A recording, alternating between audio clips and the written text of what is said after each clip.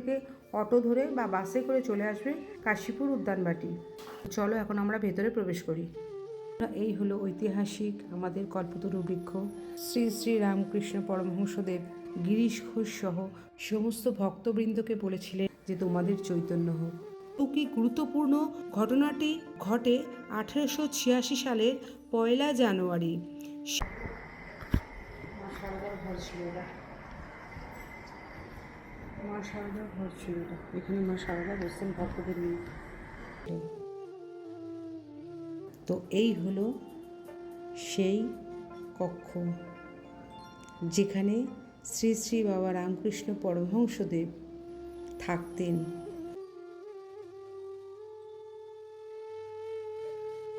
সেই পুকুর, যেই পুকুর থেকে মা শারদা জল তুলে ঠাকুরের জন্য রান্না করতেন।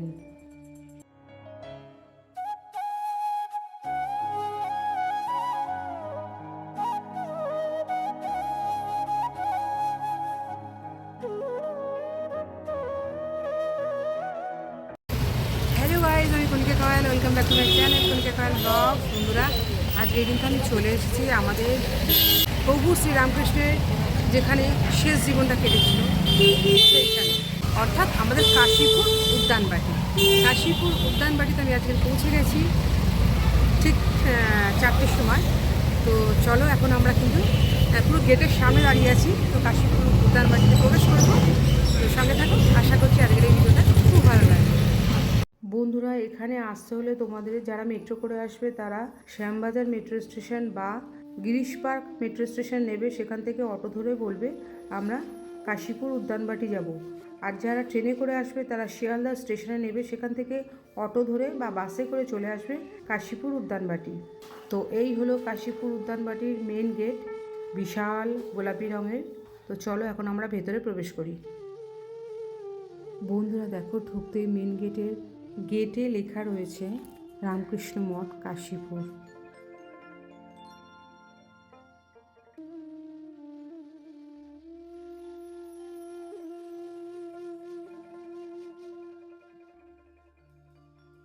আর এপাশে কিন্তু দেখতে পাচ্ছ এখানে কিন্তু গ্যারেজ, অর্থাৎ পার্কিং করার জায়গা।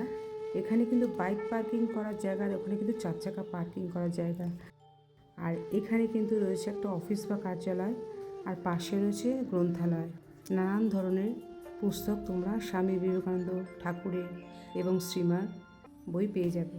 আর এখানে রয়েছে একটা ম্যাপ আর কিছু রুলস রেগুলেশন। তো এই ম্যাপ দেখে তোমরা এই উদ্যানবাটিটা ঘুরতে পারো, এবং কিছু রুলস রেগুলেশন আছে সেগুলো মেনে চলতে হবে। তো পজ করে দেখে নিও। তো চলো আমরা এখন এগিয়ে যাই। বন্ধুরা, আজকের কিন্তু প্রচণ্ড বৃষ্টি হচ্ছে, মানে কখনো বৃষ্টি হচ্ছে আবার থামছে আবার হচ্ছে। তো বৃষ্টির মধ্যেই আমি চলে এসেছি। আর দেখতে পাচ্ছ, দেখো রাস্তাঘাট সব ভেজা, এখনও কিন্তু ঝিরঝির করে বৃষ্টি পড়ছে। বন্ধুরা, এই যে বৃক্ষটি দেখতে পাচ্ছ, এই বৃক্ষটিই কিন্তু কল্পতরু বৃক্ষ। এখানেই কিন্তু প্রভু রামকৃষ্ণ পরমহংসদেব সমস্ত ভক্তবৃন্দকে বলেছিল তোমাদের চৈতন্য হোক। বন্ধুরা, 1885 খ্রিস্টাব্দে যখন বাবা রামকৃষ্ণ পরমহংসদেবের গলায় ক্যান্সার হয়েছিল, তখন কিন্তু ডাক্তারবাবু বলেছিলেন, দক্ষিণেশ্বরে থাকতেন, তখন কিন্তু ডাক্তারবাবু বলেছিলেন যে রামকৃষ্ণ পরমহংসদেবকে ফাঁকা জায়গায়, খোলামেলা জায়গায় নিয়ে রাখতে। তখন কিন্তু এই বেলুড় মঠের ঠিক উল্টো দিকে আমাদের এই কাশীপুর উদ্যানে কিন্তু বাবা রামকৃষ্ণ পরমহংসদেবকে এই বাগান বাড়িটা, যেটা আজ বর্তমানে আমাদের কাশীপুর উদ্যানবাটি নামে পরিচিত, এখানে কিন্তু উনি ছিলেন। এখানে কিন্তু উনি মানে শেষ বয়সটা এখানেই কাটিয়েছিলেন, আর এখানে কিন্তু উনি দেহত্যাগ করেছিলেন। তো চলো পুরো বাগান বাড়িটা তোমাদের ঘুরিয়ে দেখায়। বন্ধুরা, এই হলো ঐতিহাসিক আমাদের কল্পতরু বৃক্ষ। শ্রী শ্রী রামকৃষ্ণ পরমহংসদেব গিরিশ ঘোষ সহ সমস্ত ভক্তবৃন্দকে বলেছিলেন যে তোমাদের চৈতন্য হোক। তো এই গাছের পাশ থেকে কিন্তু আমরা যাব মেন মন্দিরে, যেখানে শ্রীরামকৃষ্ণ পরমহংসদেব থাকতেন এবং মা সারদা দেবী থাকতেন এবং স্বামী বিবেকানন্দ থাকতেন এবং তার ভক্তরাও থাকতেন। তো চলো এখন আমরা যাই রামকৃষ্ণ পরমহংসদেবের বাড়িতে। কি লেখা রয়েছে দেখো, কল্পতরু লীলাস্থল। কল্পতরু লীলাস্থল 1886 খ্রিস্টাব্দের 1 জানুয়ারি ভগবান শ্রী রামকৃষ্ণ পরমহংসদেব সমবেত ভক্তদের গিরিশচন্দ্র এবং অন্যান্য আশীর্বাদ করে বলেছিলেন তোমাদের চৈতন্য হোক। এই সেই গাছ কল্পতরু বৃক্ষ। এখানে ধূপকাঠি, আর এই হচ্ছে মন্দিরের রাস্তা, মেন মন্দির। বন্ধুরা চলো এই মন্দিরের কিছুটা ইতিহাস তোমাদের সঙ্গে শেয়ার করি। 1885 সালের মাঝামাঝি সময়ে শ্রীরামকৃষ্ণদেব গুরুতর গলার ক্যান্সারে আক্রান্ত হন। চিকিৎসকদের পরামর্শ ছিল যে একটু খোলা ও বিশুদ্ধ বাতাসযুক্ত জায়গায় ঠাকুরের থাকার দরকার। অবশেষে 1885 সালের 11 ডিসেম্বর ঠাকুরকে উত্তর কলকাতার এই কাশীপুর বাগান বাড়িতে নিয়ে আসা হয়। এই বাড়িতেই স্বামী বিবেকানন্দ এবং ঠাকুরের তরুণ ভক্তরা দিন রাত ঠাকুরের সেবায় নিজেদের নিয়োজিত করেছিলেন। এই সেবাব্রতের মধ্য দিয়েই তাদের পারস্পরিক বন্ধন দৃঢ় হয়, অর্থাৎ ভবিষ্যৎ রামকৃষ্ণ মিশন বা সন্ন্যাসী সংঘের বীজ এখানেই রোপিত হয়েছিল। স্বামী বিবেকানন্দ এখানেই ঠাকুরের সান্নিধ্যে নির্বিকল্প সমাধি লাভ করেন। উদ্যানবাটির ইতিহাসের সবচেয়ে অলৌকিক গুরুত্বপূর্ণ ঘটনাটি ঘটে 1886 সালের 1 জানুয়ারি। সেদিন ঠাকুর একটু সুস্থবোধ করছিলেন। বিকেলবেলায় বাগানের রাস্তায় হাঁটছিলেন। সেখানে গিরিশচন্দ্র ঘোষ সহ বহু গৃহী ভক্ত উপস্থিত ছিলেন। রামকৃষ্ণদেব গিরিশ ঘোষকে জিজ্ঞাসা করেন, গিরিশ ঘোষ, আমাকে তোমার কি মনে হয়, আমি কে? গিরিশচন্দ্র হাতজোড় করে ঠাকুরের অবতার রূপের কথা ব্যক্ত করেন। ঠাকুরের মন তখন এক ঐশ্বরিকভাবে পূর্ণ হয়ে ওঠে। তিনি উপস্থিত সমস্ত ভক্তদের স্পর্শ করে আশীর্বাদ করেন এবং বলেন, তোমাদের চৈতন্য হোক। ঠাকুরের ছোঁয়ায় সেদিন সমস্ত ভক্তরা এক অদ্ভুত আধ্যাত্মিক পরমানন্দ লাভ করেছিলেন। এই ঘটনা স্মরণ করেই প্রতি বছর 1 জানুয়ারি এখানে কল্পতরু উৎসব পালিত হয়। কল্পতরু হওয়ার মাত্র কয়েক মাস পর 1886 সালের 16 আগস্ট এই উদ্যানবাটির দোতলার ঘরেই শ্রী শ্রী রামকৃষ্ণ পরমহংসদেব মহাসমাধি লাভ করেন। 1986 সালে রামকৃষ্ণ মঠ ও মিশন এই ঐতিহাসিক বাড়িটি অধিগ্রহণ করে এবং এটি বর্তমানে রামকৃষ্ণ মঠ কাশীপুর উদ্যানবাটি নামে একটি অন্যতম প্রধান তীর্থক্ষেত্র হিসেবে পরিচিত হয়। মন্দিরে প্রবেশ করার আগে কিন্তু এখানে জুতো খুলতে হবে সব ভক্তদের। তো চলো আমরা জুতো খুলে নিই, তারপরে কিন্তু মূল গর্ভগৃহে প্রবেশ করব। এই যে বাড়িটা দেখতে পাচ্ছ, দোতলা বাড়িটা পিঙ্ক কালারের, গোলাপি কালারের, এটাই কিন্তু শ্রী শ্রী রামকৃষ্ণ পরমহংসদেবের শেষ জীবন এখানে কেটেছিল। তো চলো এখন প্রবেশ করি।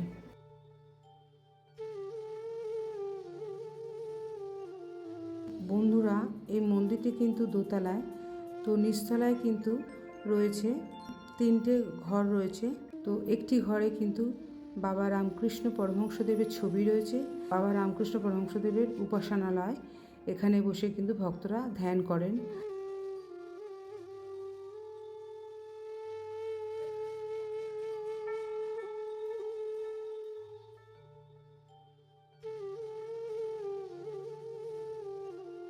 আর প্রথমেই যে ঘরটি রয়েছে নিচতলায়, সেখানে কিন্তু 2টো রেফ্রিকা আছে।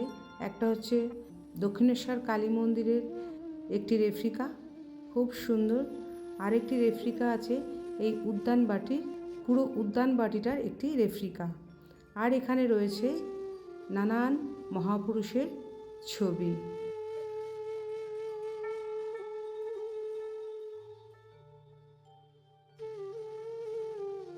তো চলো বন্ধুরা এবার বাবার মন্দিরে প্রবেশ করি।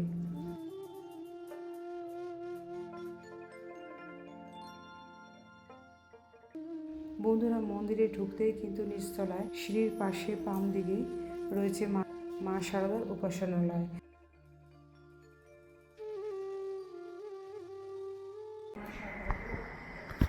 মা শারদার ঘর ছিল এটা,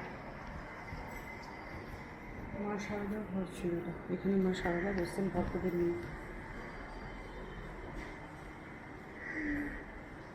তো তো চলো বন্ধুরা, এখন আমরা উপরে যাই যেখানে বাবা রামকৃষ্ণ পরমহংসদেব থাকতেন। চলো সেই কক্ষ দর্শন করাই।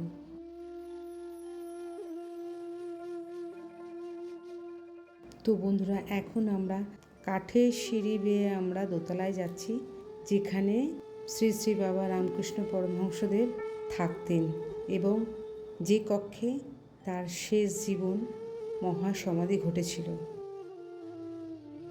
তো এই হলো সেই কক্ষ যেখানে শ্রী শ্রী বাবা রামকৃষ্ণ পরমহংসদেব থাকতেন।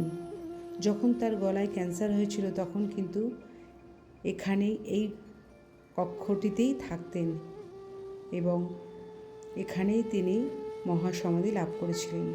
এখন এখানে আছে একটি খাট, যে খাটের উপরে শ্রী শ্রী বাবা রামকৃষ্ণ পরমহংসদেবের একটি ছবি রয়েছে।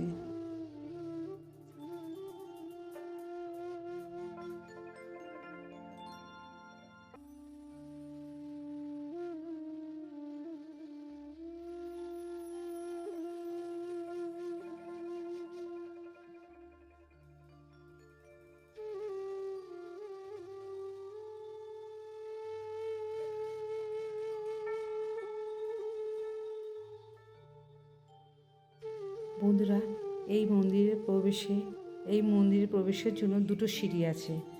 একটা তোমাদের দেখলাম কাঠের সিঁড়ি, যেখান দিয়ে আমি উঠলাম। এখন কিন্তু নামছি আমি কংক্রিটের সিঁড়ি দিয়ে। তো তার আগে আমি তোমাদের উপর দিয়ে কী কী দেখা যাচ্ছে দেখো।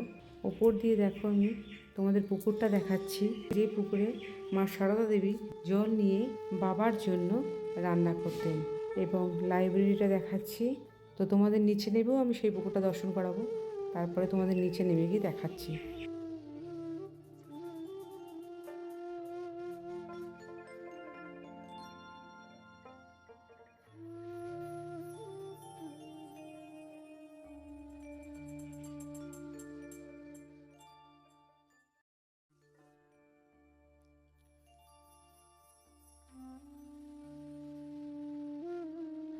তখন শ্রীরামকৃষ্ণ জীবন ও উপদেশ।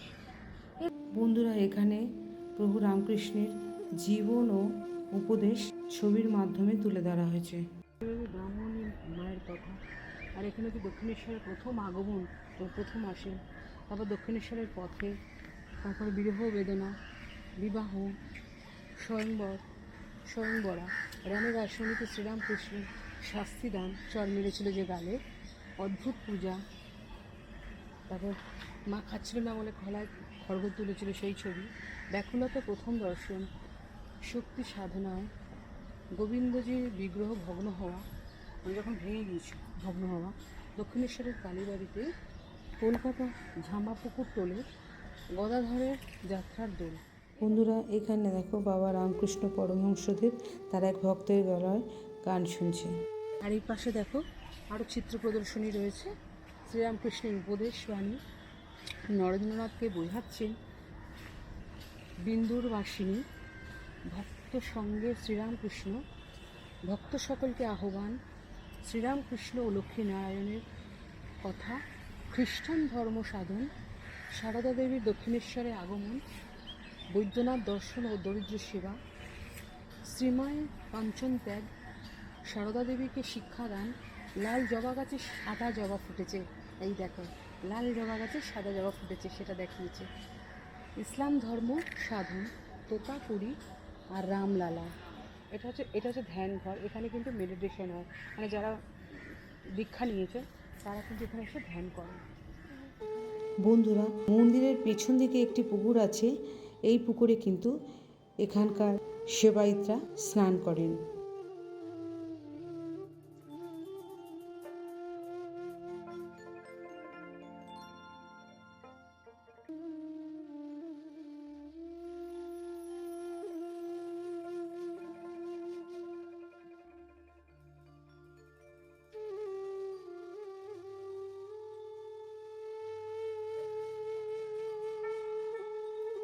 বন্ধুরা, আমি কিন্তু এখন বাবার মন্দিরের পেছন দিক দিয়ে তোমাদের মন্দিরটা দেখাচ্ছি। এই যে দোতলা মন্দিরটা, এই দোতলার উপরে কিন্তু বাবা থাকতেন।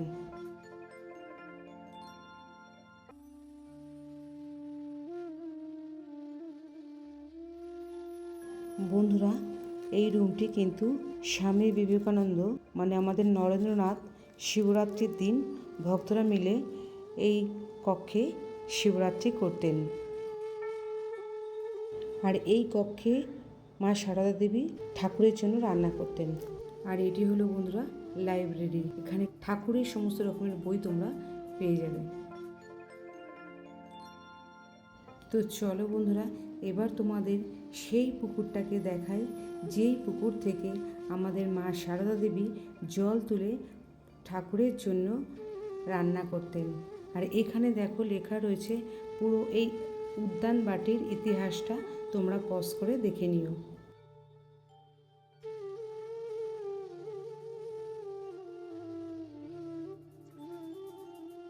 বন্ধুরা, এই হলো সেই পুকুর যেই পুকুর থেকে মা সারদা জল তুলে ঠাকুরের জন্য রান্না করতেন। এটা কিন্তু শৌচালয়, কোনো অসুবিধা নেই লেডিস জেন্টসের জন্য। আর এখানে কিন্তু যখন কল্পতরু উৎসব পালিত হয় মানে 1 জানুয়ারি, প্রত্যেক বছর 1 জানুয়ারিতে কিন্তু বিশাল উৎসব পালিত হয় যেটা কল্পতরু উৎসব নামে পরিচিত। সেখানে কিন্তু এখানে বিশাল করে প্যান্ডেল করা হয়, এখানে ভক্তরা কিন্তু খায়। ভক্তদের ভোগ বিতরণের ব্যবস্থা সেই দিন থাকে, সেই দিন কল্পতরু উৎসবের দিন। বন্ধুরা, এই মন্দিরটি কিন্তু প্রত্যেক দিন খোলা থাকে সকাল 7টা থেকে দুপুর 11টা 30 পর্যন্ত, আবার বিকেল 4টে থেকে সন্ধ্যে 7টা পর্যন্ত খোলা থাকে। আর এই মন্দিরের সবচেয়ে বড় উৎসব হলো 1 জানুয়ারির দিন কল্পতরু উৎসব। সেদিন সারা দিন এই মন্দির খোলা থাকে সকাল থেকে সন্ধ্যে পর্যন্ত।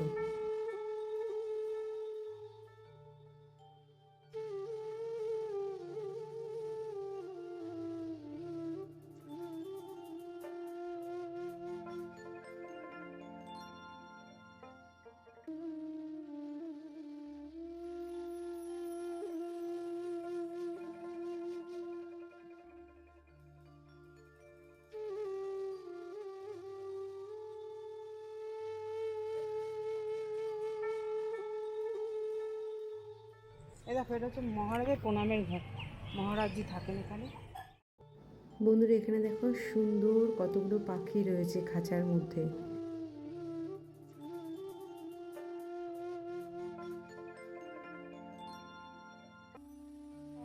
মহারাজ এবং সেবায়িতদের থাকেন, যারা দীক্ষা টিক্ষা নিয়েছে তারা এখানে থাকেন। এখানে পানীয় জল। তো বন্ধুরা, তোমাদের আমি আজকে আমাদের এই বহু প্রাচীনতম ঐতিহাসিক স্থান আমাদের প্রভু শ্রী রামকৃষ্ণের উদ্যানবাটি, যেখানে কিন্তু প্রভু রামকৃষ্ণের শেষ জীবন কেটেছিল, সেই উদ্যানবাটি আমি তোমাদের আজকে শেয়ার করলাম। তো ভীষণ সুন্দর শান্ত পরিবেশ, খুব ভালো লাগলো। তো যারা এখনও আসেনি তারা কিন্তু অবশ্যই চলে এসো আমাদের এই ঐতিহাসিক শ্রী শ্রী রামকৃষ্ণ পরমহংসদেবের উদ্যানবাটিতে, যেখানে বাস করতেন মা সারদা দেবী। বাবা রামকৃষ্ণ তো অবশ্যই ছিলেন এবং স্বামী বিবেকানন্দ। তো যদি আজকের এই ভিডিওটা ভালো লাগে তাহলে কিন্তু লাইক করে দিও, কমেন্টে জানিও, আর শেয়ার করো, প্রচুর শেয়ার করো। আর যারা সাবস্ক্রাইব করোনি তারা প্লিজ আমার চ্যানেলকে সাবস্ক্রাইব করে বেল আইকনটা অন করে পাশে দিও। তো আজকের মতন বিদায় নিচ্ছি, অন্যদিন দেখা হবে অন্য কোনো ব্লগের সাথে। সবাই সুস্থ থাকো, ভালো থাকো, আনন্দ থাকো, টাটা।